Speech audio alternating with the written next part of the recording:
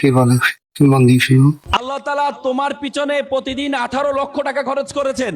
বিজ্ঞান বলে একটা মানুষ 21 দিন না খেয়ে থাকতে পারে, 3 দিন পানি না খেয়ে থাকতে পারে, 3 মিনিট নিঃশ্বাস প্রশ্বাস না নিয়ে থাকতে পারে।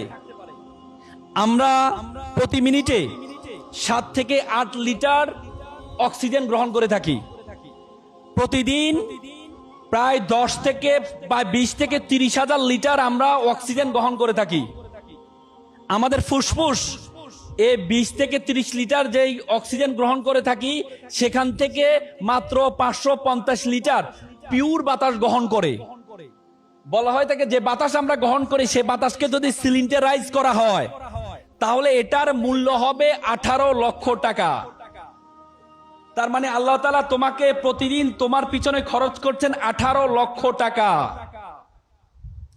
এরপর তুমি বলো আল্লাহ তাআলা তোমাকে অনর্থক সৃষ্টি করেছেন? আল্লাহ তাআলা কোরআনে বলেছেন ওয়ামা খালাকনাস সামা ওয়াল আরদা, আমি আসমান এবং জমিনে যা কিছু সৃষ্টি করেছি, ওয়ামা বাইনাহুমা বাতিলান, কোনো কিছু আমি অনর্থক সৃষ্টি করিনি। আর তুমি বলো তোমাকে আল্লাহ তাআলা অনর্থক সৃষ্টি করেছেন, এজন্য তুমি সুইসাইড অ্যাটেম্প নাও। আল্লাহ তাআলা তোমার পিছনে প্রতিদিন 18 লক্ষ টাকা খরচ করেছেন। এজন্য আল্লাহ তাআলা কোরআনে বলেছেন ফাবিআইয়ি আলা ইউরাব্বিকুমা তুকাজ্জিবান, একমাত্র আয়াত যে আয়াত আল্লাহ তাআলা 31 বার ব্যবহার করেছেন কোরআনে। The what is the blessing? Do you deny of Almighty? তুমি আল্লাহ তাআলার কোন কোন অবদানকে তুমি অস্বীকার করবে? তুমি আল্লাহ তাআলার কোন কোন ব্লেসিং কে তুমি অস্বীকার করবা?